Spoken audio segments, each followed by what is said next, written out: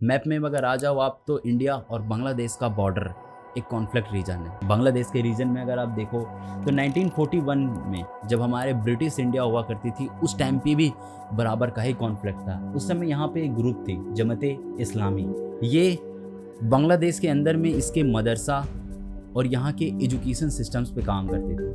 1972 तक ये रही थी जो यहाँ के लोगों को मदरसा एजुकेशन के थ्रू इस्लामिक टेरर ग्रुप में ऑर्गेनाइज करने का काम कर रहे थे। भारत के मैप में बांग्लादेश, पाकिस्तान, म्यांमार ऐसी कंट्रीज है जिसमें पहले से भी रीजनल और इनके रिलीजन्स कॉन्फ्लिक्ट बने हुए हैं। और इस वीडियो में दोस्तों हम लोग पाकिस्तान, बांग्लादेश और इंडिया का स्पेसिफिक केस को समझेंगे।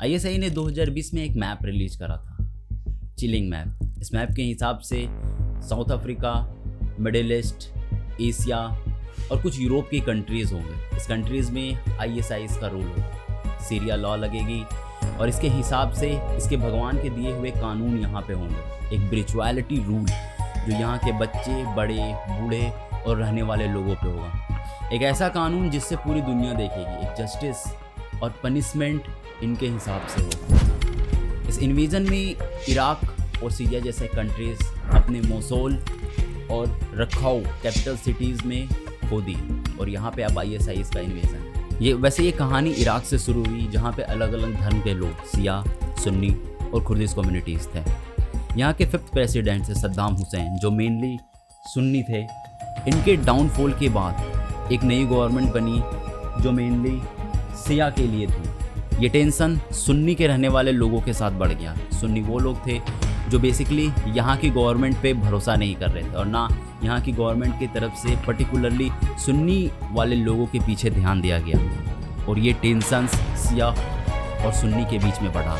ये टेंशन बढ़ने के बाद सुन्नी कम्युनिटीज़ कुछ तो वहाँ से चली गई और कुछ अपने ग्रुप बनाए। ये ग्रुप फर्स्ट में अलकायदा ग्रुप से जाकर जुड़ गई और शुरुआती दौर पे इसकी फंडिंग, ट्रेनिंग इस अलकायदा ग्रुप ने ही देनी शुरू करी। इसके बाद इस स्टोरी में सीरिया जो पूरी तरीके से इस्लामिक स्टेट ऑफ इराक और सीरिया बन गया, जिसे हम आज IS कहते हैं। 19 मार्च 2003 को यूनाइटेड स्टेट इराक के साथ उसके फ्रीडम के लिए फाइट करना शुरू करा था। सद्दाम हुसैन की सरकार गिरी और इसके बाद ISIS भी इनके बीच में इवॉल्व था जो बेसिकली एक बहुत बड़ा कैपिटल सिटी बगदाद को अपने अंडर कवर कर लिया था। 2021 में US मिलिट्री चली गई। इसके बाद अबू अल बगदादी के अंदर में ISI बहुत रैपिडली एक्सप्लैंड करा और बिलीव करोगे आप, इराक और सीरिया की गवर्नमेंट के रहने के बाद भी एक बहुत बड़ा एरिया, ऑलमोस्ट 1/3 पॉपुलेशन इस ISI टेरर ऑर्गेनाइजेशंस के अंडर में आ गई। अगस्त के महीने में ISIS ने एक जेनोसाइड डिक्लेयर कर दिया था यजीदी कम्युनिटी में जो इराक में देखने को मिलती है। 12 मिलियन से भी ज़्यादा की इनकी कम्युनिटीज़ हो गई थी और 50,000 से भी ज़्यादा फाइटर्स थे 100 नेशंस में।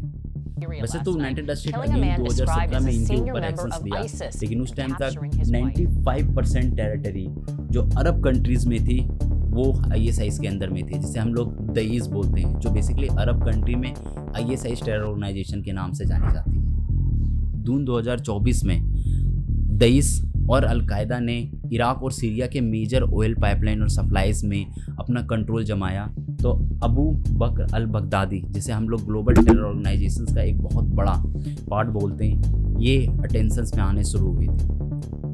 वहाँ पे इराक और सीरियन डेमोक्रेटिक फोर्सेस इसके अगेंस्ट में फाइट तो कर रही थी और दूसरी यूनाइटेड स्टेट 2019 में ये डिक्लेयर तो कर दिया कि हमने कंप्लीट विक्टोरी पा ली है इन ISIS टेरर ग्रुप ऑर्गेनाइजेशंस में, लेकिन ऐसा था नहीं। ये ग्रुप पहले जितने पावरफुल थे वो उतने आज भी हैं। सीरिया के ईस्टर्न रीजन और एक नॉर्थ ईस्टर्न इराक का पार्ट सबसे ज़्यादा इन्हीं के अंडर में है। जनवरी 29, 2025 को एक ट्रांजिशनल गवर्नमेंट बैठी है सीरिया में जो बेसिकली गवर्न कर रही है और ये एक प्रेसिडेंसिस रूल के अंदर में है जिसका मेजर पावर प्रेसिडेंट के अंदर में है। हालात इतनी ख़राब है कि लोग बैक टू बैक फाइट करने को तैयार है कि कैसे भी इन सारे ग्रुप को इस गवर्नमेंट पॉलिसीज़ के से बाहर निकाला जाए, बेसिकली इसे छुड़ाया जाए। ISIS ऑलरेडी 700 से भी ज़्यादा अटैक कर चुका है। सीरिया में रहने वाले सिविलियंस और मिलिट्री सीरियन डेमोक्रेटिक फोर्स दोनों डिफेक्टेड हैं। इराक ऑलरेडी कमज़ोर पड़ गया है, जिसमें 2000 से भी ज़्यादा ट्रूप्स यूनाइटेड स्टेट के हटा दिए गए हैं। बहुत तेज़ी से रैपिडली अब ISIS एक्सपेंड कर रहा। सीरिया में उनका कंप्लीट इन्वेजन्स देखने को मिल ही रहा है। इराक और सीरिया की गवर्नमेंट कमज़ोर पड़ रही है, मिलिटेंट ग्रुप हावी पड़ रहा है। इसके बाद भी जो अटैक से सीरिया और इराक अब एक बेस कैंप बन गया है इस्लामिक मिलिटेंट ग्रुप का। यहाँ से सिर्फ सीरिया और इराक नहीं, यूरोप, मिडिल ईस्ट, एशिया और साउथ अफ्रीका जैसे कंट्रीज़ के लिए मूव आउट कर रही है। एक कंप्लीट इंटरनेशनल अटैक इन्वेजन्स देखने को मिलेगा। और इस वीडियो में दोस्तों हम लोग पाकिस्तान, बांग्लादेश और इंडिया का स्पेसिफिक केस को समझेंगे।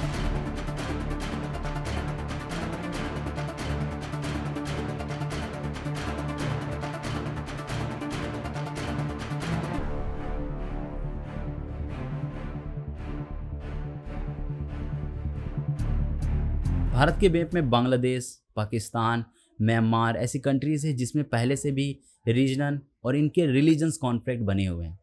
और इसी के अकॉर्डिंग मैप में अगर आ जाओ आप तो इंडिया और बांग्लादेश का बॉर्डर एक कॉन्फ्लिक्ट रीजन है और साइड में पाकिस्तान और इंडिया है। हम लोग स्पेसिफिकली बांग्लादेश के ऊपर में भी बात करेंगे। बांग्लादेश के रीजन में अगर आप देखो तो 1941 में जब हमारे ब्रिटिश इंडिया हुआ करती थी उस टाइम पे भी बराबर का ही कॉन्फ्लिक्ट था। उस समय यहाँ पे एक ग्रुप थी जमाते इस्लामी।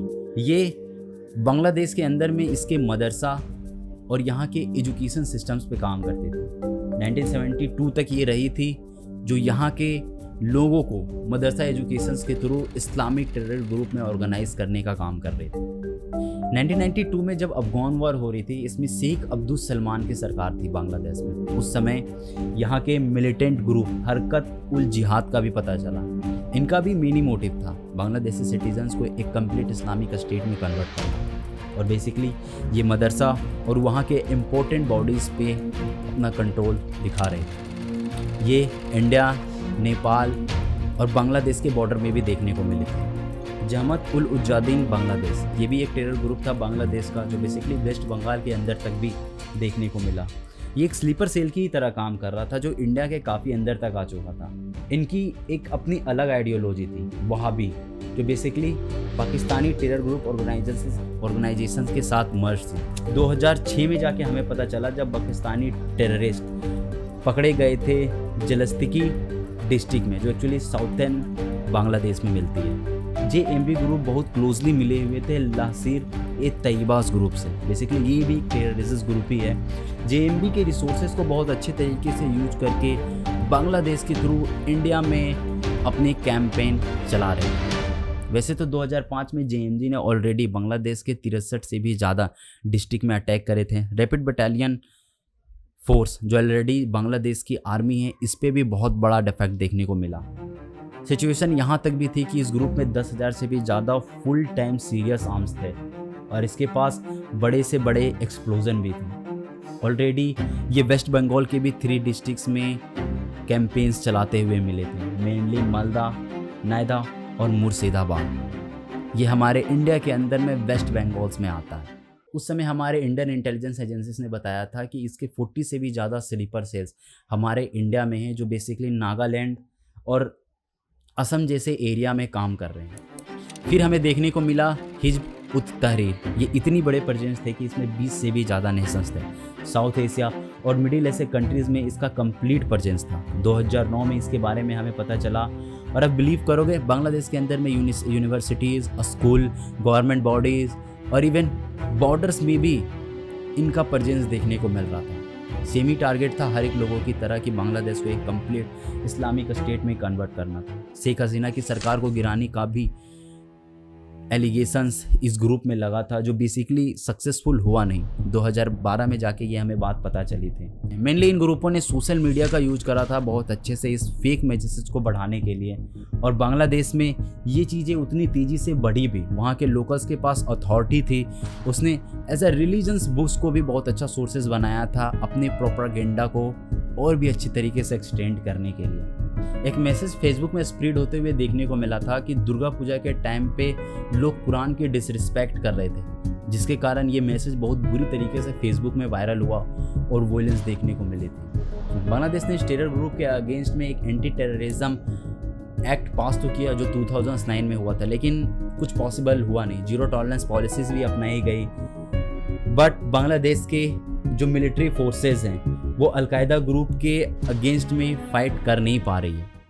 इस 1971 में जब इंडिया और बांग्लादेश के पॉलिटिकल रिलेशंस बने हुए थे, बांग्लादेश इंडिपेंडेंस वॉर चल रहा था, उस टाइम पे ही गजवे हिंद आपने सुना होगा, इंडिया और बांग्लादेश के बीच में सबसे ज़्यादा चलता है, इन इस्लामिक ग्रुप का राइज देखने को मिला। दुनिया भर के आतंकवादी संगठन जब भी भारत के खिलाफ जिहाद की बात करते हैं तो गजवाए हिंद का जिक्र जरूर आता है। वैसे तो ये सबसे ज़्यादा एक्टिव मिलिटेंट ग्रुप है बांग्लादेश और इंडिया के बॉर्डर में। बांग्लादेश में जो हिजाबु तहरीन मैंने बताया, ये अलकायदा से सीधा कनेक्टेड है, जो एग्जैक्टली अरब कंट्री से डायरेक्ट बांग्लादेश में ऑपरेट होती है। फिर कहीं जाकर 1948 में एक मास लेवल पे बंगालीज वेस्ट बंगाल में आने शुरू हुए। अगर आप डेटा देखो तो इसमें थाउजेंड से भी ज़्यादा बंगालीज सीधा इंडियन बॉर्डर में आकर रहने लगे। बांग्लादेश के मैप में आप देखो तो एक कॉक्स बाज़ार भी है, जो यहाँ पे स्मगलर और टेररिस्ट के लिए एक बढ़िया मार्केट है वेपन खरीदने के लिए। जो फंडिंग आती है इक्विपमेंट परचेस और सेल करने के बाद बांग्लादेश और इंडिया के बॉर्डर में टेररिज्म कैंप है, उसकी फंडिंग में काम आती है। 2017 में भी म्यांमार रीजन के अंदर में इसके अपने एथिकल वायलेंस थे, एक बुद्धिस्ट और रोहिंग्या मुस्लिम्स के बीच में। ये भी एक अपने आप में एक कंप्लीट स्टोरी है जो आपको फेसबुक बिकम जेनोसाइड जोनी हैरिस के वीडियोस पे देखने को मिलेगा। बेसिकली यहाँ के रोहिंग्या मुस्लिम यहाँ से माइग्रेट होके सीधा बांग्लादेश और इंडिया के बॉर्डर में रह रहे हैं, जिसे कुटुपलांग कैंप कहते हैं। वैसे तो असम के भी साइड में जो मेघालय, नागालैंड, मिजोरम, वेस्ट बंगाल, त्रिपुरा जैसे एरियाज़ है, इसमें 1951 से लेकर 1961 तक एक मास पॉपुलेशंस लोगों की बड़ी है जो इंडिया और बांग्लादेश के बॉर्डर के आसपास रह रही हैं। पिछले टाइम से भी अगर हम देख पाएंगे तो इंडिया और बांग्लादेश का बॉर्डर बहुत बिजी है। यहाँ पे काफ़ी सारे ट्रेड हो रहे हैं, बिजनेसेस चल रहे हैं, लेकिन इसके साथ साथ ह्यूमन स्मगलिंग, ड्रग सेलिंग और इवन ट्रैफिकिंग जैसे केस भी बांग्लादेश में और इंडिया में देखने को मिलती है, इसी स्पेसिफिक रीजन में, जिसके कारण इंडियन नेशनल सिक्योरिटी को इस बात की प्रॉब्लम होती है और इंडिया में इसका इफेक्ट देखने को मिल रहा है। और देखोगे तो आप इन्हीं सब कारणों के कारण इंडियन बॉर्डर में जो लोअर असम और वेस्ट बंगाल है, इन सब रीजन में इन रोहिंग्या और जिहादी टेरर ग्रुप्स का अटैक देखने को मिल रहा है। इसके बाद भी जो जम्मू कश्मीर वाला रीजन है जो पाकिस्तान बॉर्डर से जाके अटैच्ड है, इसमें 1989 से लेकर 2025 तक सीरीज़ ऑफ टेररिस्ट अटैक देखने को मिले। यहाँ पे ये पॉइंट नहीं है कि यहाँ पे कौन सी गवर्नमेंट रिस्पॉन्सिबल थी नहीं थी। प्रॉब्लम ये है कि जो नेबर कंट्रीज़ है ये बहुत ज़्यादा वीक हो चुकी है, जिसके कारण इंडियन बॉर्डर्स में प्रॉब्लम्स बढ़ रहे हैं। लेकिन अभी के लिए बस मैप में आप आ जाओ तो आपको देखने को मिलेगा कि कैसे एक टेरर ग्रुप कंप्लीट पूरी तरीके से ग्रुप बाय ग्रुप बनाते हुए, कभी सोशल मीडिया की तरीके से, कभी रिलीजन पर्सपेक्टिव से, कभी लोगों को एक दूसरे को भड़काकर, कभी गलत एजुकेशंस देकर अपनी ग्रुप एक्सपेंड कर रही है। इतने बड़े देश होने के कारण ये प्रॉब्लम बढ़ जाती है कि इनमें डाइवर्सिफिकेशन बहुत जल्दी हो रहा है, जिसके कारण इतने सारे मिलिटेंट ग्रुप बहुत स्पीडली एक्सपेंड करने की कोशिश कर रहे हैं और बहुत सारे इनके कैंपेन्स भी सक्सेस हो रहे हैं। इवन इस चीज़ को लेकर अगर प्रॉपर अवेयर नहीं करा जाएगा तो कोई पॉसिबिलिटीज़ नहीं है, फिर ये ऑपरेशंस ब्रेक करना भी बहुत मुश्किल हो जाएगा। इस वीडियो में मैं यही बताने की कोशिश कर रहा था और आप समझ पाओ कि क्या रियल इशू है हमारे देश में। एंड आई होप कि आपको ये वीडियो पसंद आया होगा। अगर वीडियो आपको अच्छा लगा हो तो बहुत बहुत धन्यवाद देखने के लिए। हम लोग किसी जल्दी वीडियो पे फिर मिलेंगे, तब तक के लिए थैंक यू।